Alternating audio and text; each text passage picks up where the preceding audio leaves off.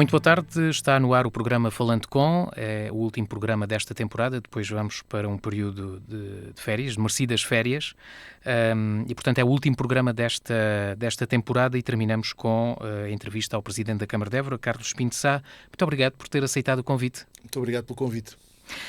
Ora, eu, antes de começarmos a gravar, dizia que provavelmente seria a última entrevista de Carlos Pinto Sá aqui na rádio como Presidente da Câmara de Évora, porque está no terceiro e último mandato, por causa da lei de limitação de mandatos dos Presidentes de Câmara, não se pode recandidatar e, portanto, provavelmente esta será a última. E, portanto, eu proponho um início de entrevista mais de balanço. Enfim, com que sentimento é que está de missão cumprida? O que é que lhe apraz dizer sobre estes quase 12 anos de que leva? Antes de mais, então, muito obrigado mais uma vez pelo convite e devo dizer que sim, que estou com o estímulo, salvo seja, com a convicção, perdão, da missão cumprida. Naturalmente, havendo aspectos que considero largamente positivos da atividade do município ao longo destes 3 mandatos, e houve aspectos onde obviamente não conseguimos avançar o que queríamos. Mas isso às vezes é um bocadinho como tudo na vida, não é? Às vezes há as coisas correm melhor. Não é possível fazer tudo. Mas de facto há, digamos, uma outra área que podemos depois falar um pouco mais à frente, em que eu esperava que pudéssemos ter ido mais além, mas infelizmente e particularmente as condições económicas e financeiras do município não o permitiram. Portanto, eu julgo que foram 3 bons mandatos em termos globais e digo isto por várias razões. Poderia fazer aqui quase um balanço setor a setor, mas não nos cabe aqui essa possibilidade. Eu diria, antes de mais, porque nestes 3 mandatos, aliás, agora muito recentemente, em 2022, conseguimos, para Évora, um título histórico que abre perspectivas de desenvolvimento, de prestígio internacional, de reconhecimento de Évora, de atratividade de Évora, em termos nacionais e internacionais, notável, que foi o título de Capital Europeia da Cultura em 2027. Aliás, vem muito na sequência daquilo que foi conseguido também quando Évora foi classificado como Património da Humanidade, em 1986. Portanto, esta é uma marca histórica para Évora e para o Alentejo, e eu julgo que essa marca está indelevelmente associada acha que a população e os adversários políticos dão mérito à gestão CDU por essa conquista? Não, sempre tentaram retirar algum mérito, tirando, digamos, um ou outro caso que ouvimos, tentou-se retirar esse mérito antes da candidatura. Aliás, houve declarações e posicionamentos que apontaram muito no sentido de, bem, não vamos ganhar a candidatura, portanto vamos atacar o Presidente da Câmara e a CDU por essa via. Depois, quando ganhámos a candidatura, houve ali, digamos, uma lavagem de mãos e, digamos, colocar-se um pouco em bicos dos pés para dizer que também tinham parte, digamos, na situação. Portanto, eu digo de qualquer modo que foi um trabalho que não foi só da Câmara, foi liderado pela Câmara, mas que claramente é marcante. Eu julgo que, recordo-me que quando Évora foi classificado como Património da Humanidade, também pouca gente atribuía grandes vantagens a essa classificação, e hoje está à vista de todos o que isso significou para Évora. E com a Capital Europeia da Cultura é, a meu ver, o mesmo, com a vantagem de que, sendo uma capital europeia da cultura que se alarga ao Alentejo e tem uma visibilidade nacional e internacional, permite também, digamos, dar um salto qualitativo a esse nível. Bem, mas essa é, digamos, a principal marca visível que digo. Mas há algumas outras que eu gostaria de salientar. E desde logo porque, quando chegámos em 2013, o Conselho, do ponto de vista económico, estava em regressão. Naturalmente tínhamos saído de uma crise, portanto tem que se ter em conta que havia essa crise. O que é facto é que eram conhecidos os números, não os vou dar aqui. O que vou dizer, porque acho que é outra marca que fica destes 3 mandatos, é que nestes 10 anos, 12 anos, Évora deu um pulo extraordinariamente significativo na área económica. Duplicámos a atividade económica em Évora. Évora produzia cerca de 460 milhões de euros ano passámos para o dobro, praticamente o dobro em 2023. O número de postos de trabalho aumentou 30% em Évora, apesar de termos muita gente que vem de fora, e ainda bem que assim é. O turismo deu um salto absolutamente espetacular, com crescimentos de 2 dígitos ao ano. Em 2024 devemos ter tido perto de 700 mil dormidas no concelho de Évora. E continua o investimento em áreas diversificadas que vão desde as questões ligadas à inovação, e até às questões da indústria, dos serviços, ainda do turismo, mas também na área agropecuária. Portanto, do ponto de vista económico, Évora deu um salto enormíssimo e isto criou bases para que Évora possa continuar a crescer e a atrair empresas e possa continuar a afirmar-se como a grande cidade económica do Alentejo. Às vezes, esses dados que diz, no fundo, contrariam um bocado aquela ideia que às vezes, enfim, há quem argumente dizendo que os executivos CDU não são muito amigos das empresas. Eu recordo, por exemplo, que quando estávamos em campanha eleitoral em 2013, houve pelo menos 2 forças políticas que eu me recordo que diziam que se a CDU ganhasse, as empresas iam fugir de Évora porque a CDU não era amiga, afastava as empresas, etc. Pelo contrário, o que se ficou foi que não só conseguimos atrair muitas empresas para Évora, como apoiámos o crescimento das micro, pequenas e médias empresas e das grandes empresas e atraímos. Mas ainda assim também houve empresas que, por exemplo, a Embraer saiu, ainda que tenha havido esse negócio, não sei se isso teve algum prejuízo para Évora. Não, houve também outras empresas, por exemplo, na área da aeronáutica, que entretanto escolheu Grendel, agora não me recordo o nome da empresa, portanto, nem tudo também, LAUAC, exatamente, nem tudo também correu bem, não é? Houve também é bom ter consciência que quando estamos a trabalhar na área económica, nem tudo aquilo que aparece depois fica em Évora ou noutro ponto qualquer. Portanto, quer dizer, é fácil dizer, este não se instalou em Évora, o outro saiu. Não é o caso da Embraer. A Embraer vendeu, digamos, a sua fábrica, a meu ver, até com benefícios para a Évora, uma vez que a empresa comprou as fábricas da Embraer. É uma empresa que não fornece apenas uma marca, a Embraer, mas fornece várias marcas de criadores de aeronaves, como a Airbus, a própria Embraer e outras, e, portanto, houve esse benefício. Esse benefício é, aliás, patente, porque a Embraer tinha um determinado número de trabalhadores e a Aernova já superou largamente, neste momento quase duplicou o número de trabalhadores que a Embraer tinha. Portanto, não é o caso. Relativamente à LAUAC, esse foi um caso que foi utilizado porque chegámos a ter um terreno reservado, mas foi uma questão de ordem pessoal, já expliquei. O dono da empresa entendeu que construiu uma casa pessoal em Grândola e, portanto, entendeu que a empresa devia ficar ali junto a ele. E, portanto, não é a situação que lastime, digamos assim. O que eu acho que se tem que verificar é exatamente os números que eu dei e o crescimento que continuamos a verificar em Évora, em todos os setores. Muito bem.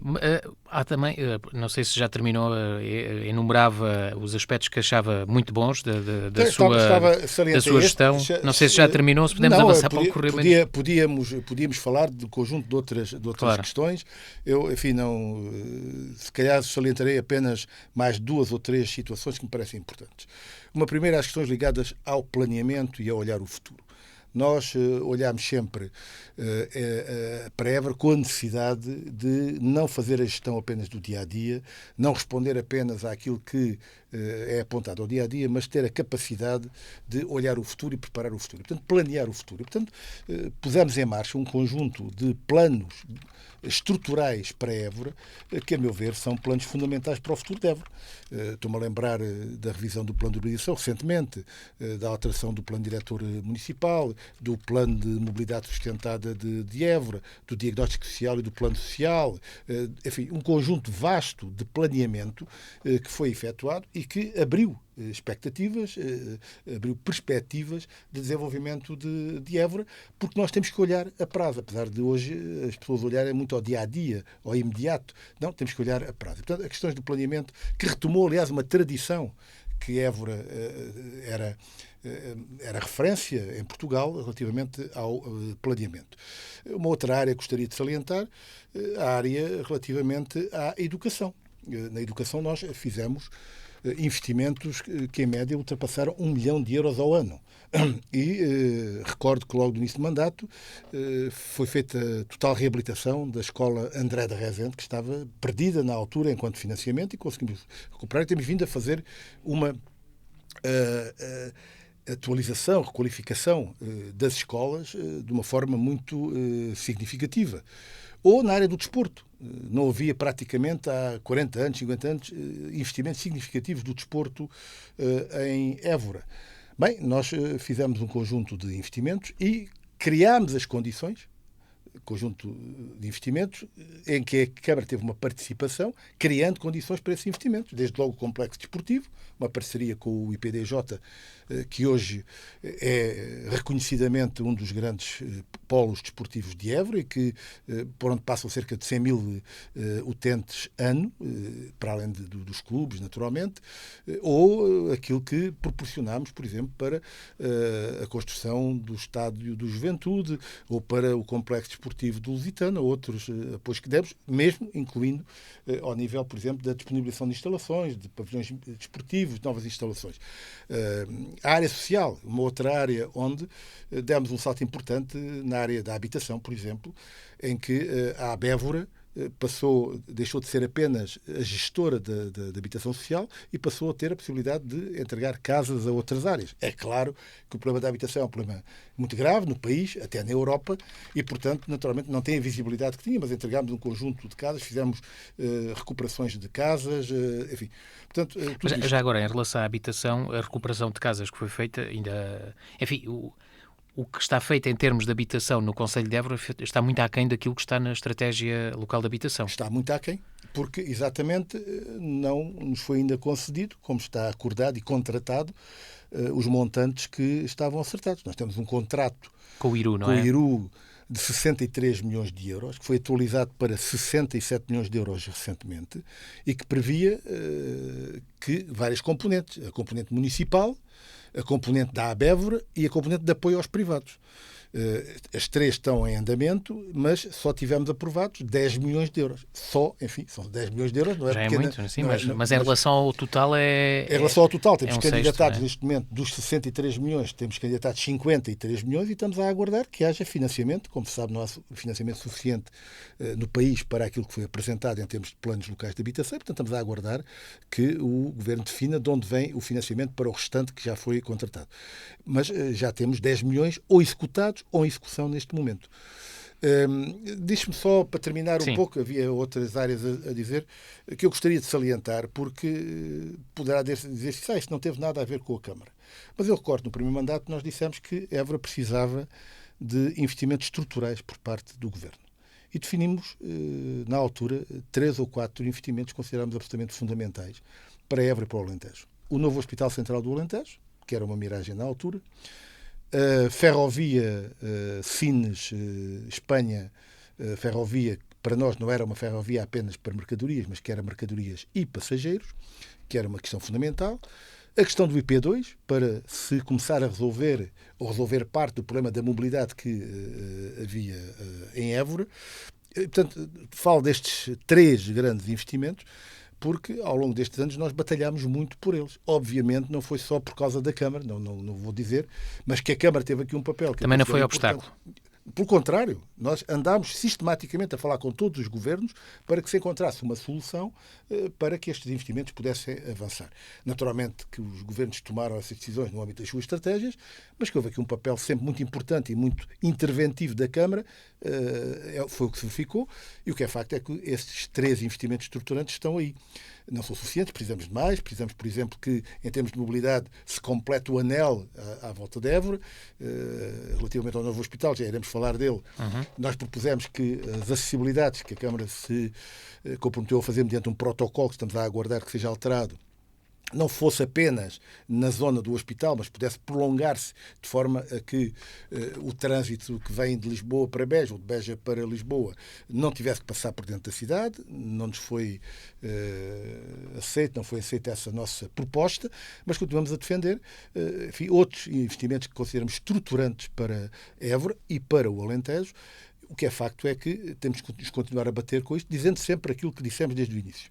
Nós, seja qual for o governo, criticaremos de uma forma veemente aquilo que penalizar Évora, apoiaremos, colaboremos naquilo que entendemos que beneficia a Évora e, nestes casos, colaboramos nestes investimentos estruturantes. Estamos a colaborar neste tipo de Recordo-me que, quando tomou posse em 2013, dizia que Évora não se vergava a ninguém.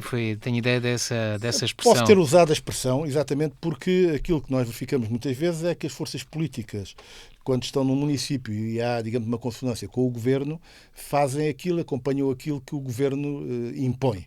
Ora, aquilo que nós dissemos sempre foi que essa não é a nossa posição, não é a minha posição, e aquilo que tem que se avaliar é o que é bom para a Évora, o que é que penaliza a Évora. E, portanto, criticar aquilo que é de criticar, e criticar com veemência, mas também ter a capacidade de apresentar propostas, de apresentar formas de colaboração com a Administração Central que respeitem Évora e permitam melhorar a vida em Évora. Muito bem. Como é que o senhor vai deixar as contas da Câmara?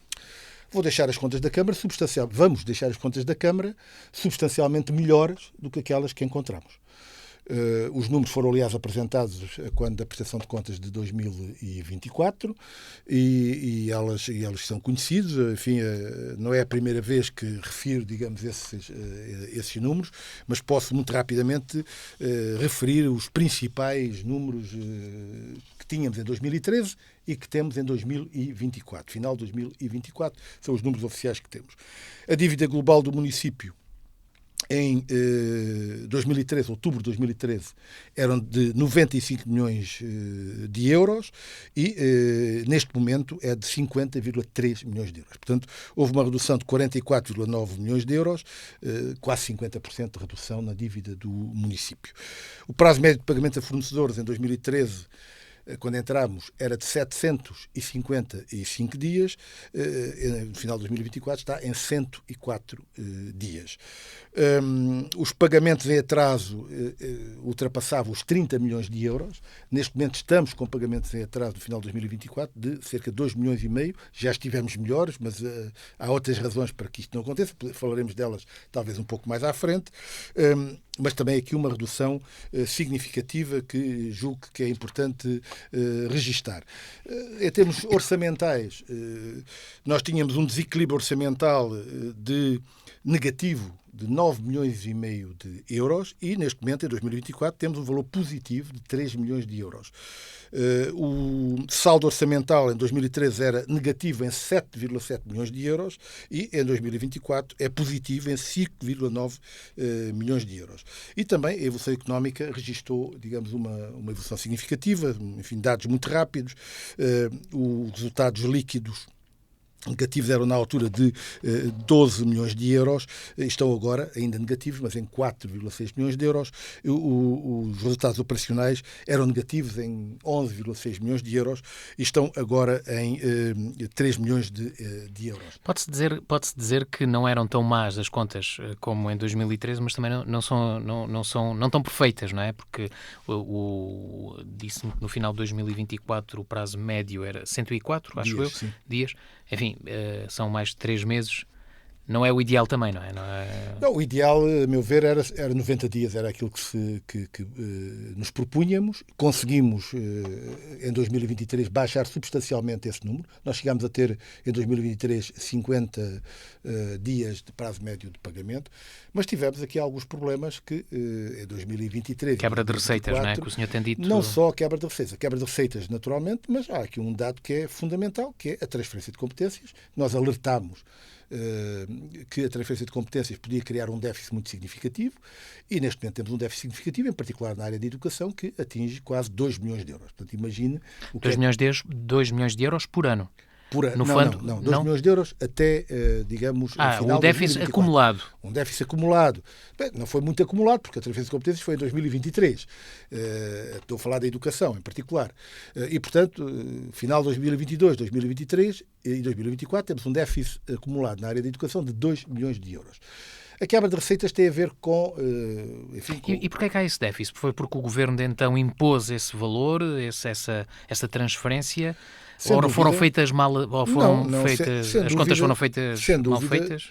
Sem dúvida, porque eu recordo que o primeiro governo do Partido Socialista que pretendeu impor a transferência de competências, havia um ministro, da altura da administração interna, que aliás esteve envolvido aí num problema do acidente, que dizia claramente que o que iam transferir do governo, dos ministérios para os municípios eram as verbas que existiam à data. Ora bem, todos sabíamos que havia déficits acumulados brutais, digamos, na área da educação, na área da saúde, na área social, que se fosse transferido sem nenhuma atualização, obviamente, o que estava a transferir para o município era o déficit. Isso foi depois amenizado com um acordo entre a Associação Nacional de Municípios e o Governo, que dizia fundamentalmente isto: bem, o Governo tem que cobrir os custos que os municípios tiverem com a transferência de competências. Tem que fazer contas para isso, mas para cobrir. Bem, o que acontece é que não cobriu.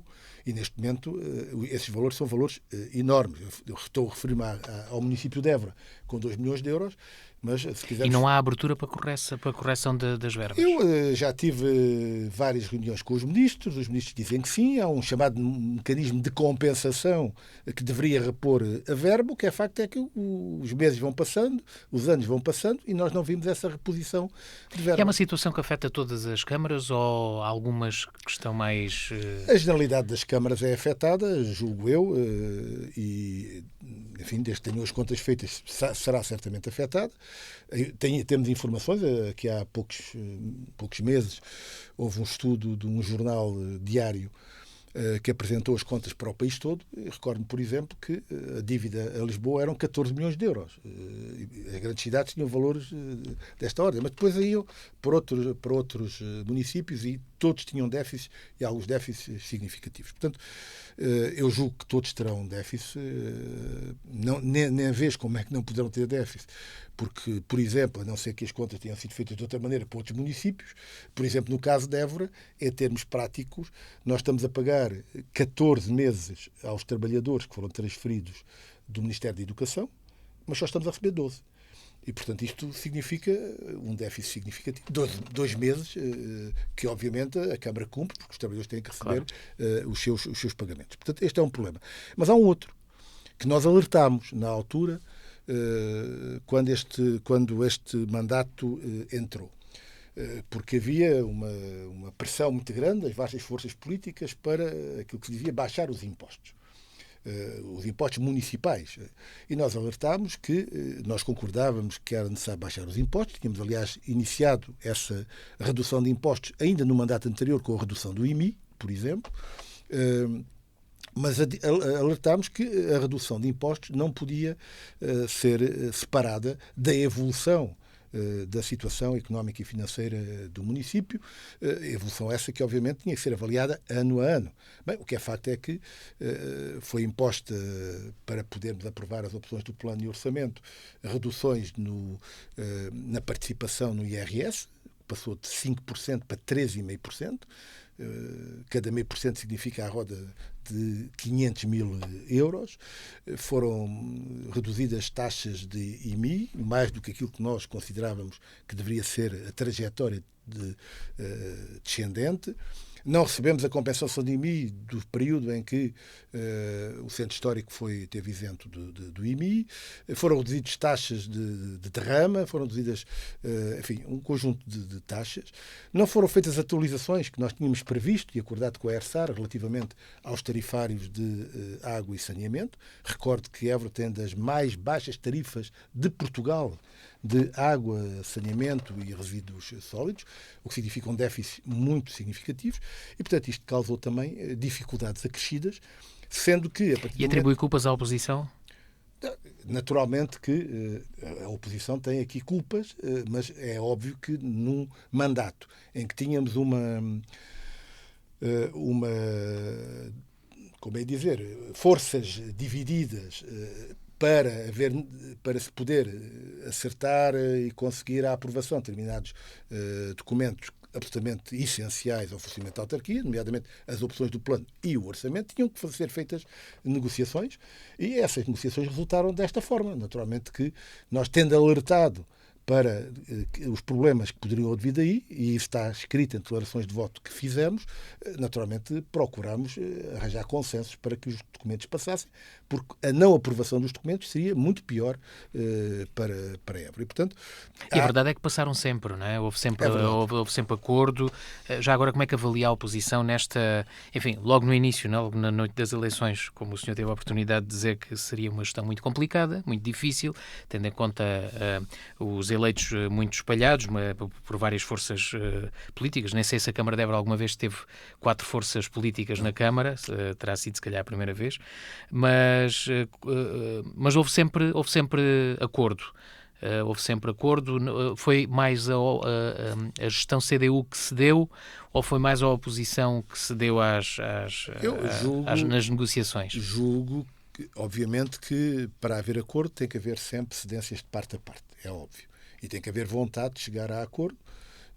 Isso foi conseguido no primeiro ano, depois o PSD rompeu essa situação e declarou, a partir do segundo ano, que não faria acordos relativamente a estas matérias. E, portanto, isso ficou claro logo desde essa altura. Mas com todas as forças políticas e nas várias áreas, é evidente, eu julgo que pode ser dada deve ser dado esse reconhecimento, quer dizer, foi feito um esforço por parte dos eleitos da CDU no sentido de fazer aproximar e consensualizar posições, sendo consciência de que para consensualizar posições tínhamos naturalmente fazer cedências de parte a parte. Isso foi efetuado naturalmente, mas eu julgo que isso foi bom, porque se não tivesse conseguido isso, não teriam sido aprovadas as opções do Olhando agora para trás, foi a melhor entre as piores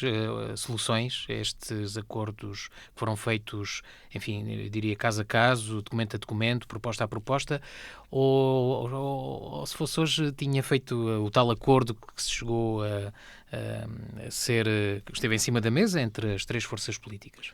O acordo entre as três forças políticas foi proposto por nós e foi recusado por cada uma das outras forças.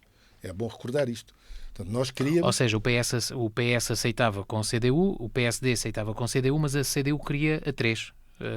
Exatamente, ou um seja, acordo a 3. Cada um dos outros recusava a terceira força política, enquanto nós atendíamos que, face à dispersão de votos e àquilo que tinha sido o voto popular, devíamos ter em conta esta questão. Portanto, propusemos que houvesse 4 eleitos a tempo inteiro, 2 da CDU, 1 do PS e 1 do PSD. O PSD não aceitou esta solução, o PS não aceitou esta solução, porque cada um deles queria fazer um acordo único, exclusivo com a CDU relativamente à Câmara. Portanto, não nos pareceu que fosse correto, face àquilo que tinha sido o voto popular, que acontecesse desta forma, e julgo que foi naturalmente aquilo que foi possível com base na dispersão de votos que tinha existido. Ou seja, entre as hipóteses todas, esta ainda assim correu melhor. Chega ao fim do mandato, enfim, satisfeito com... Eu julgo que sim, porque é evidente que houve alterações àquilo que foram os 2 mandatos anteriores.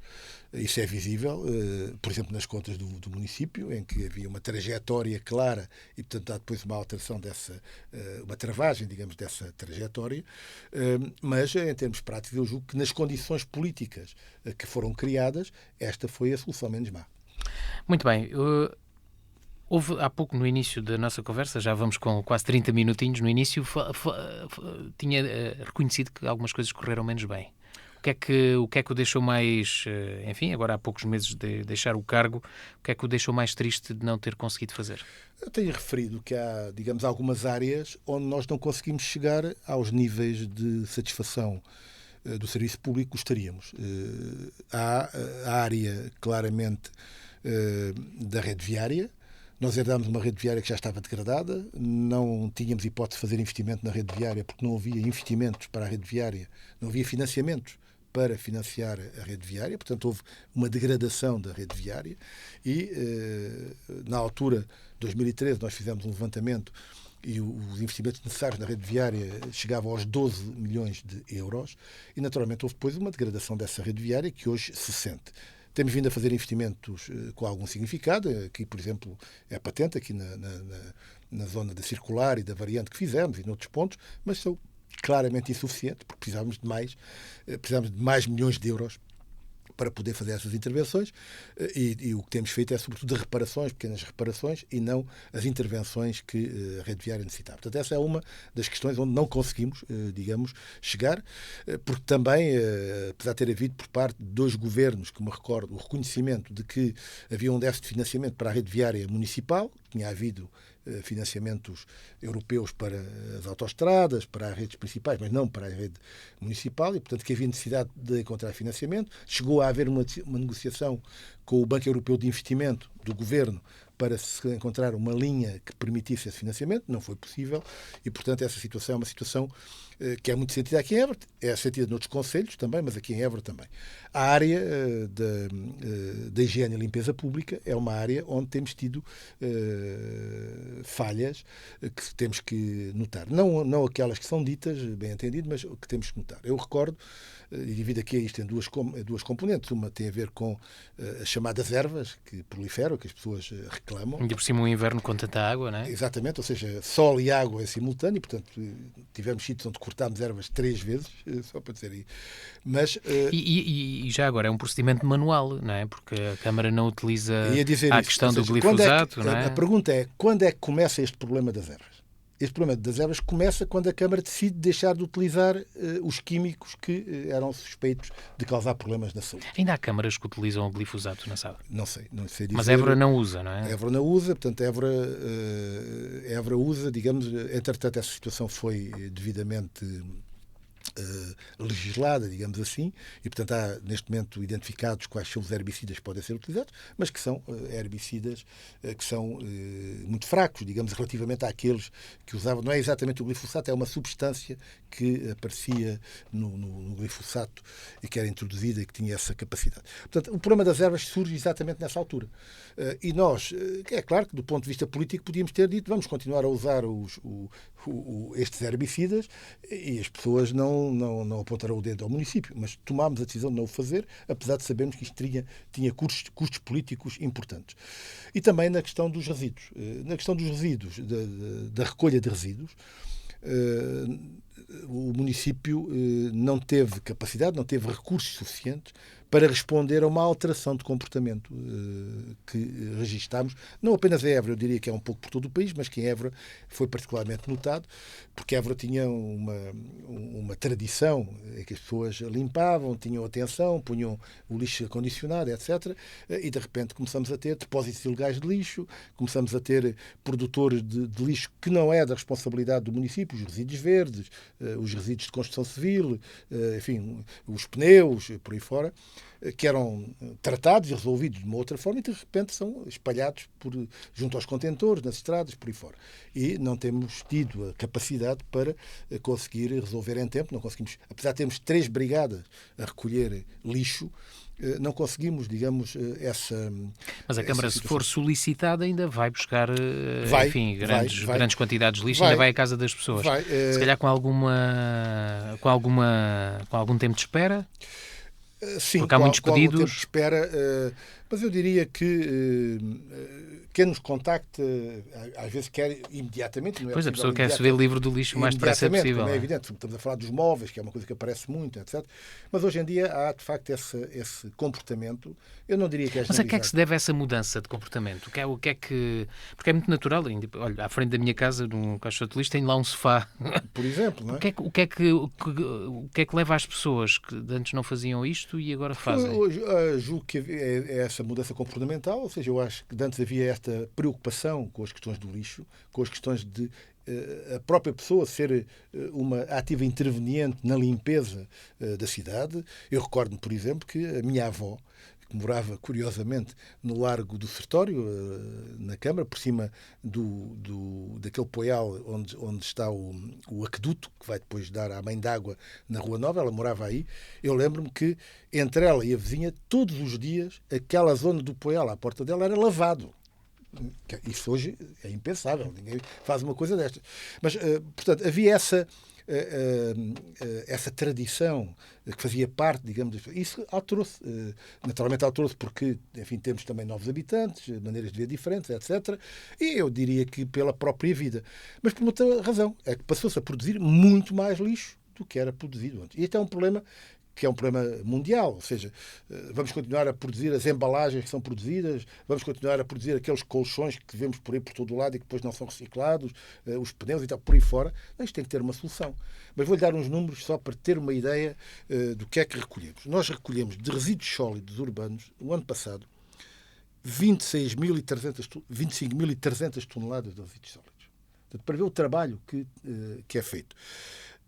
Recolhemos de monstros não ferrosos, 1.718 toneladas. De papel e cartão, 120 toneladas. De orgânicos, é uma experiência que temos vindo a fazer, 282 toneladas.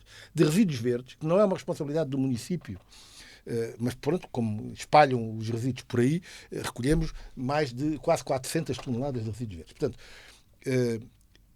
eu julgo que, e nós temos estado a tomar algumas medidas neste sentido, tem que haver aqui sensibilização, tem que haver reforço dos meios, que é o que estamos a fazer, mas tem que haver também uma outra fiscalização e uma outra responsabilização de quem faz o lixo. Mas o senhor já disse que era difícil responsabilizar as pessoas, não é? Ou pelo menos aplicar multas. E é verdade, e por isso é que eu entendo que há situações destas que exigem que a lei seja revista. Seja, digamos, tem que se olhar a lei para ver como é que se pode responsabilizar. Temos, por exemplo, situações em que temos fotos, temos pessoal da nossa fiscalização que apanhou os carros, temos as matrículas dos carros, levantámos os autos de contornação, não foram pagos, e depois, quando foram para o tribunal entendeu que arquivar porque não tinha sido apanhado em flagrante delito e, portanto, não era possível. Eu julgo que estas questões têm que ter soluções, e há soluções. Por exemplo, as multas de trânsito têm uma solução, que é a multa vai para o proprietário do carro, e o proprietário do carro depois que diga quem é que conduziu, até ele assume ele próprio, digamos, a responsabilidade. Bem, há situações deste ano que eu acho que têm que ser também tratadas. Claro. E temos exemplos, quer dizer, não vou à Suíça, que é um exemplo, eu diria, magnífico, mas se você deitar uma ponta de cigarro na Suíça, no chão, e for apanhado, tem uma penalização fortíssima. Eu julgo que essa fiscalização tem que ser feita também, porque as pessoas têm que perceber que há consequências. E eu, neste momento, aquilo que sinto muito é que as pessoas acham que fazem aquilo que querem e não há consequências. Devo dizer e referir e sublinhar que não é a maioria das pessoas, mas é um conjunto de pessoas que se vai alargando à medida que as consequências não existem. Muito bem. Estamos na reta final. Ainda assim, há aqui 2 ou 3 temas que gostava de falar consigo, temas mais importantes. Sobre o hospital. Sobre o hospital, o senhor já teve aqui a oportunidade de falar que falta atualizar o protocolo. É uma frase que o senhor diz muitas vezes. Há quanto tempo é que está à espera deste protocolo e porquê é que demora tanto tempo?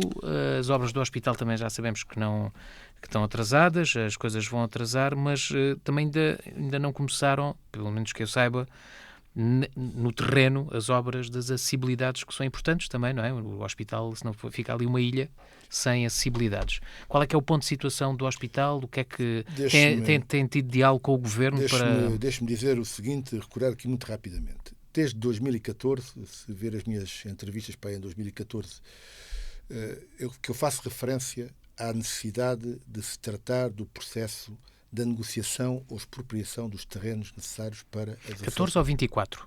14. 2014. Ainda antes do início da consignação. Exatamente. Portanto, faço referência a isso desde essa altura. Porque, na altura, me parecia que era um processo relativamente simples. Porquê? Porque a herdade onde o hospital está é uma herdade do Estado e, portanto, parecia-me relativamente simples falar com os proprietários e fazer permutas, por exemplo. terrenos. Quer dizer, bem, você dá-me 1000 metros quadrados e eu dou-lhe 1000 metros quadrados. Ou, assim, Do outro lado. exatamente, enfim. Pronto. Não havendo permutas numa negociação, não havendo possibilidade de negociação, ia-se para a expropriação. Bem, mas isto tinha que ser tratado atempadamente. Não foi. Não foi como o hospital não foi tratado. O hospital não tem uma equipa de missão, uma gestão que tenha acompanhado. Outro dia ouvi o senhor dizer que é a antiga vogal da ARS, que é uma instituição, uma entidade que já não existe, que mantém ainda esta well de ligação que tem a responsabilidade de fazer este tipo de ligações. Quer dizer, repare, uma obra de mais de 200 milhões de euros tem que ter uma equipa a acompanhar. Nunca foi formada essa equipa. Foi atribuída a responsabilidade à Administração Regional de Saúde, que obviamente não tinha características, aliás, a componente de obra já tinha sido desmantelada dentro da Administração Regional de Saúde, praticamente. Nunca teve isso. E, portanto, nunca houve uma visão integrada daquela obra para se poder resolver o problema. Bem, mas voltando aqui à questão. Portanto, nós temos um protocolo assinado desde 2023, depois de muita conversa, muito trabalho. Assinámos o protocolo em 2023. E estávamos prontos para avançar. E, portanto, depois foram-se levantando questões variadas. O que é que se levanta agora? Bem, como é sabido recentemente, as expropriações que devia ser o Estado a tratar quiseram empurrar mais uma vez as expropriações para o município. E nós dissemos, não era da nossa responsabilidade, mas que não se diga que é por causa do município que nós não fazemos isso. Deem-nos os instrumentos e nós fazemos isso. E temos tudo preparado. É preciso a alteração do protocolo para nos atribuir essa competência e para nos dar o dinheiro necessário para fazer as expropriações. E também uma atualização das verbas que obviamente vinham de trás e precisavam ser atualizadas. Bem, isto foi negociado com o anterior governo, foi negociado ainda com o último governo do António Costa, já no final de mandato. Nós enviámos uma proposta de alteração do protocolo. Entretanto, o anterior governo do Primeiro-Ministro Montenegro e acertámos por 2 ou 3 vezes o texto da alteração do protocolo e até ao momento não conseguimos alterar o protocolo.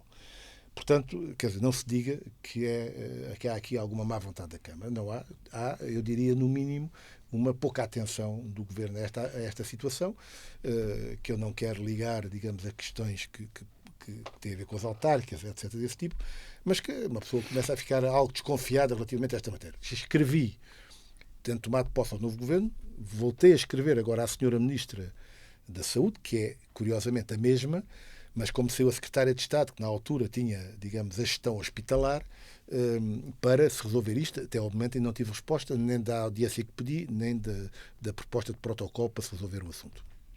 Mas, ou seja, isso faz com que as acessibilidades e infraestruturas não saiam do papel. Tal e qual.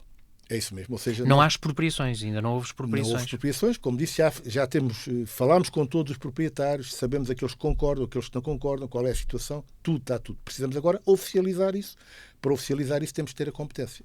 Não é possível lançar sequer o concurso sem ter os terrenos, porque isso faz parte da lei. Aliás, é compreensível que para se poder lançar um concurso tenha os elementos necessários para o que é que lhe parece qual é a justificação ou o que é que lhe parece destes atrasos, porque a obra do hospital também atrasou, e acha que o Governo não está com pressa porque a obra do hospital atrasou e não está com pressa das acessibilidades?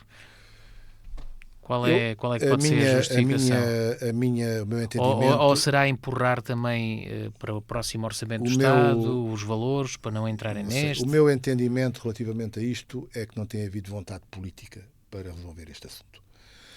Porque havendo vontade política é coisa que se resolve de um dia para o outro. Não mais do que isso. E, portanto, não tem havido vontade política. Não quero fazer outra classificação, mas direi que não tem havido vontade política. Sente que, enfim, os governos têm sido sempre PS, PSD, sentiu alguma vez que a Câmara, por ser CDU, tenha sido prejudicada? Eu diria que na questão do hospital, digamos que claramente, digamos, o arrastar do protocolo, digamos, estas peripécias que tem havido à volta do protocolo, são peripécias que me deixam preocupado se não houve aqui motivações políticas.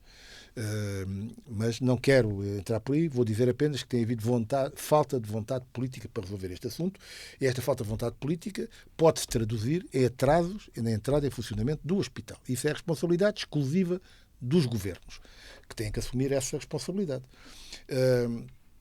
Relativamente ao resto, nós sempre tivemos um bom diálogo, nós ajudámos a resolver um conjunto de questões no hospital. Fomos nós que fizemos o levantamento dos terrenos, por exemplo, para as acessibilidades, fomos nós que fizemos os contactos com os proprietários, agarrámos a todo este processo e oferecemos à ARS, na altura, para desencadear o processo de expropriações e ao Governo. Portanto, da parte da Câmara houve sempre esta disponibilidade de colaborar para se ultrapassar o problema, não tem sido recíproco.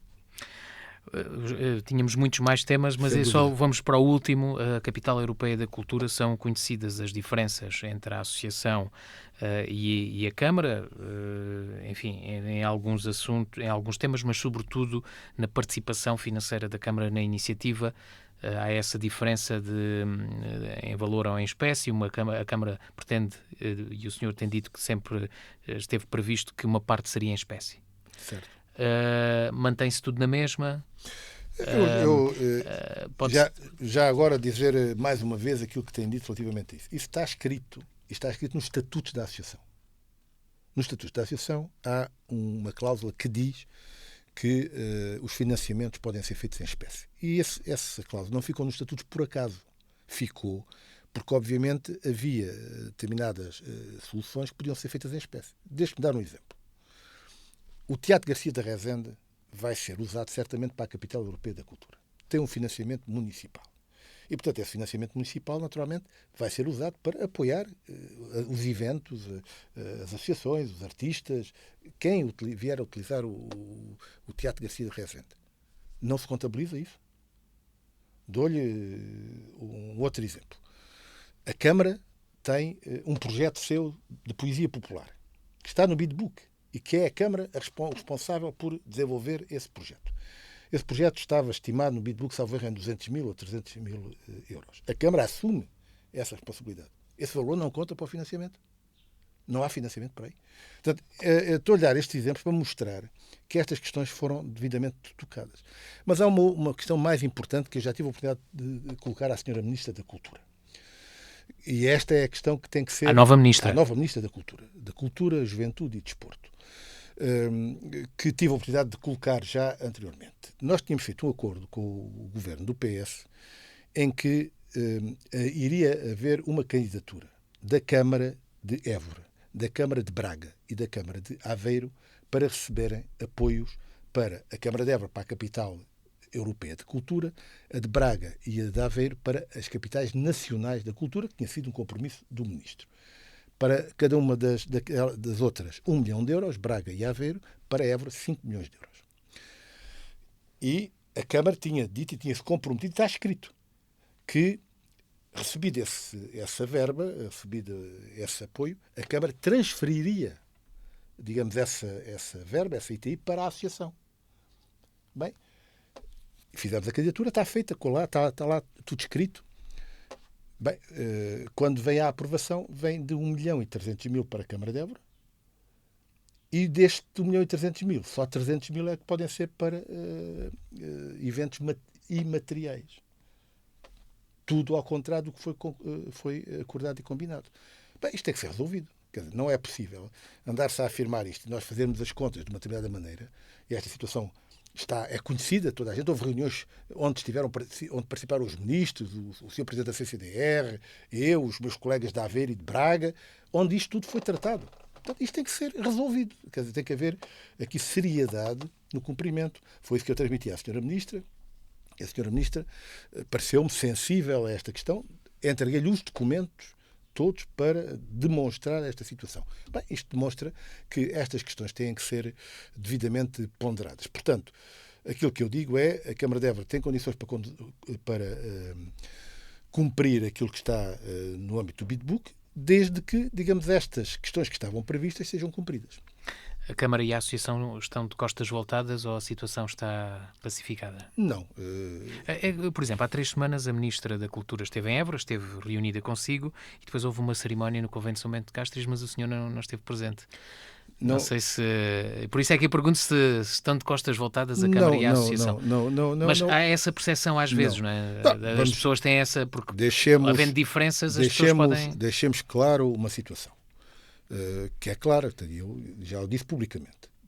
a forma como foi criada a associação, a forma como foi afastada a equipa de missão que deu o título de Évora 2027, Capital Europeia da Cultura, foi um processo que eu lastimo, para usar uma palavra muito pouco forte.